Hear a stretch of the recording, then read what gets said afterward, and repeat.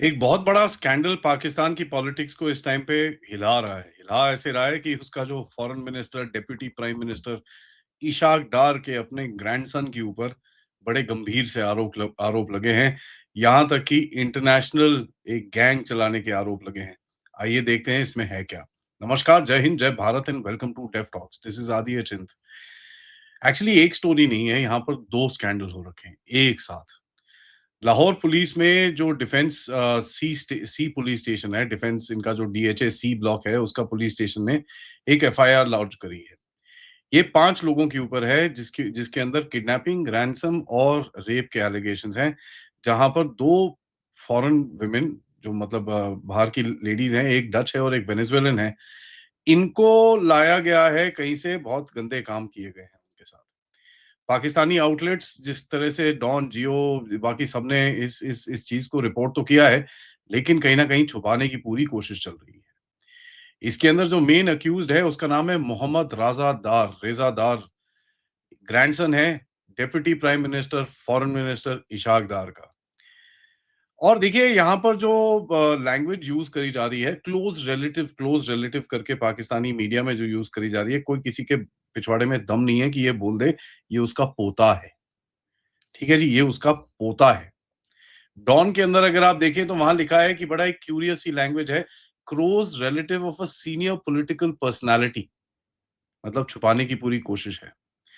Anyways, FIR के अंदर ये कहा जाता है कि ये 2 लोग रेजादार को सिंगापुर में मिले अक्टूबर 2025 में। उसके बाद इन लोगों को इनवाइट किया गया कि भैया आप पाकिस्तानी आ जाइए, और वीजा वीजा भी इसने ऑर्गेनाइज करा। ये 2 लड़कियां लाहौर में जून 29 2026 को पहुंची, मतलब लिटरली 3-4 दिन पहले। एंड उसके बाद उनको किडनैप किया गया और एक ऐसी जगह पे लेके गए लाहौर के डिफेंस एरिया के अंदर। अब ये एफआईआर में कहता है कि भैया किडनैपिंग हुई है, सेक्सुअल असॉल्ट हुआ है, रेप हुआ है, एक्सटॉर्शन हुआ है, थ्रेट्स मारे गए हैं, गोली चलाने के, और बंदूक सिर पे रखी गई है। बहुत सारी चीजें करी गई। कई जो मीडिया आउटलेट्स हैं इस टाइम पे जिनमें थोड़ा सा दम है, वो अभी भी बोल रहे हैं कि $1.5 मिलियन इनसे डिमांड करी गई। 2 रैंडम लड़कियों को उठा के लाके $1.5 मिलियन डिमांड करना, तो भैया पाकिस्तानियों के दिमाग में ही आ सकता है। अब ये केस बाहर आया कैसे? केस आया कैसे? क्योंकि एक इमरजेंसी हेल्पलाइन में कॉल आया, ठीक है, स्पेन से। अब ये जो स्पेनिश बंदे ने, एक किसी ने फ़ोन करा, वो एक फादर था, एक लड़की का, वन ऑफ देयर, जो लड़की थी उसका फादर था। उस फादर ने बोला कि साहब ये जो एक लड़की है, ये ज़रा इसके साथ कुछ बदतमीज़ी हो रही है, बदसलूकी हो रही है, एंड कहीं न कहीं कुछ गड़बड़ है, ज़रा इसके ऊपर चेक करिए। लाहौर के डीआईजी ऑपरेशन फैसल करमान ने बोला कि भाई police safe city authority cameras की तरफ से काफ़ी चीज़ें देखी गई और उन लड़कियों को रिकवर किया गया, और इसके साथ 4 सस्पेक्ट्स को उठाया भी गया। अब 4 सस्पेक्ट्स हैं, बंदे तो 5 हैं, तो एक बंदा अभी तक उठाया नहीं गया है। पाकिस्तानी खुद बोल रहे हैं कि भैया 4 बंदों को उठाया गया है, एफआईआर में 5 लोग हैं। और डॉन की अगर आप खबर पढ़ें तो वहाँ कहता है कि एक सिक्योरिटी गार्ड को भी और एक सस्पेक्ट बना दिया गया है और उसको ढूँढने की कोशिश की जा रही है। सिक्योरिटी गार्ड को। हुँ। यहाँ पर दिखता है कि भैया एक बहुत बड़ा कवर अप करने की कोशिश की जा रही है कि यार इसको किसी तरह से उठाया जाए। यहाँ पर देखिए, जो एफआईआर है, मैं आपको वो एफआईआर दिखाता हूँ, और उसके अंदर बॉस, बॉस करके बार-बार बॉस, बॉस, बॉस, बॉस लिखा हुआ है। अब ये बॉस कौन है, क्या है, कहाँ से आया, क्या नहीं है, ये पूरा आप देखने दिखाने की ज़रूरत है। ठीक है जी? राज़ा एंड हिज़ बॉस, ठीक है जी? Boss, boss, boss, boss, boss हर जगह लिखा हुआ है। अभी इसके अंदर बड़ी टेढ़ी-मेढ़ी डिटेल्स हैं उस इंसिडेंट की, तो मैं उसको पढ़ना नहीं चाहूँगा because it's just too harrowing, ठीक है? बट ये जो सिचुएशन है, अब ये धीरे-धीरे करके पाकिस्तान में अनफोल्ड हो रही है, और इससे जो बोलते हैं ना, एक इंटरनेशनल एम्बैरेसमेंट होती हुई दिख रही है। अब राज़ादार का बॉस भी लिखा हुआ है वहाँ पर, रज़ादार का बॉस। अब यार राज़ादार का बॉस कौन है? ये एक बहुत बड़ा सवाल है भई। रेज़ादार जो उसका ग्रैंडसन है इशाक डार का, उसका बॉस कौन हो सकता है? ये सवाल पूछे जा रहे हैं अभी। अब देखिए कौन है कि वो बॉस बोला जा रहा है कि किसी का नाम रखा गया है कि कहीं न कहीं कोई एक बहुत बड़ा आदमी इसमें और है। अब देखिए पाकिस्तानी जो सोसाइटी है उसके अंदर ये सब चीज़ें तो चलती हैं और वहाँ पर लड़कियों के लिए कोई राइट्स-वाइट्स और ये सब चीज़ें आप देखते हैं, काफ़ी चीज़ें बाहर निकली हैं, उसमें तो कुछ भी नहीं है। वो तो भैया देखिए पाकिस्तानी जो यूके में कर रहे हैं इस टाइम पे उसके ऊपर तो भैया रिपोर्टें पे रिपोर्टें निकल रही हैं। तो at the end of it खून तो वही है। कोई इन्फॉर्मेशन अभी तक क्रेडिबल कोई बाहर नहीं निकली कि इसका बॉस कौन है। कहीं न कहीं ये समझ में आता है कि या तो कोई आर्मी का बंदा हो या पॉलिटिक्स में कोई एक बहुत बड़ा बंदा है। अब हुआ ऐसा कि ये विक्टिम्स तो फॉरेन नेशनल हैं, ठीक है जी। उसके बाद हुआ क्या कि पुलिस ने डच फॉरेन एम्बेसी को वहाँ पर फ़ोन करा, उनको बताया गया कि भई ऐसा-ऐसा है, ये केस हो गया है और कहीं न कहीं एक अभी हम इसके ऊपर इन्वेस्टिगेशन कर रहे हैं। जब ऐसी खबर दी जाती है तो एकदम से एक डिप्लोमैटिक सेंसिटिविटी आ जाती है। क्योंकि देखिए होता क्या है कि जो एलीट लिंक्ड क्राइम्स होते हैं पाकिस्तान के अंदर, जो बड़े-बड़े लोगों के क्राइम्स होते हैं, उनको हमेशा एक बरी कर दिया जाता है। बट अब जब विक्टिम्स फॉरेन नेशनल्स हैं और एम्बसीज़ इन्वॉल्व्ड हैं, वो भी वेस्टर्न एम्बसीज़ इन्वॉल्व्ड हैं, किस तरह से सप्रेस करोगे इसको? एक वो वेनेजुएलन थी, वो तो बेचारी क्या उसके उसके तो भैया डिप्लोमैटिक हेफ्ट ही नहीं है, लेकिन जो न डच है, वो तो निकलेगी बाहर, वो तो उसकी तो बात बाहर निकलेगी। अब पुलिस कहीं न कहीं कुछ करने की कोशिश में है और कहीं न कहीं किसी न किसी को फँसा के मतलब एक चिपकाने की कोशिश में ज़रूर है। पाकिस्तान के अंदर इसके बारे में काफ़ी पॉलिटिकल सेंसिटिविटी है क्योंकि देखिए ये तो भैया डिप्टी प्राइम मिनिस्टर का एक अपना रिलेटिव है, खून का रिश्ता है।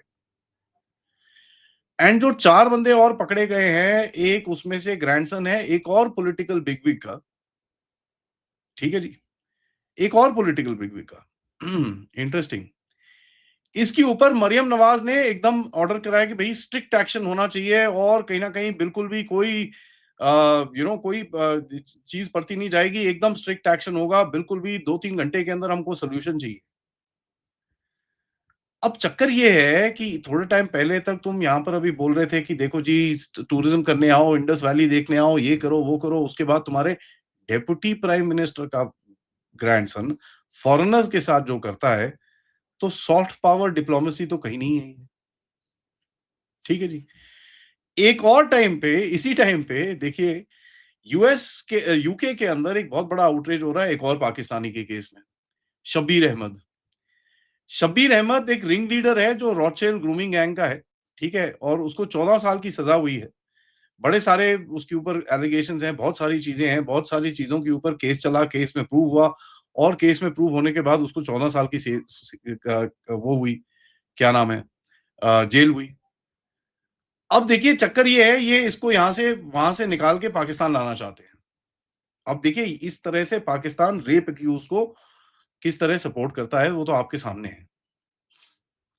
यहाँ पर ये जो अहमद है, शब्बीर अहमद, इसका ब्रिटिश वीज़ा तो खत्म कर दिया गया है।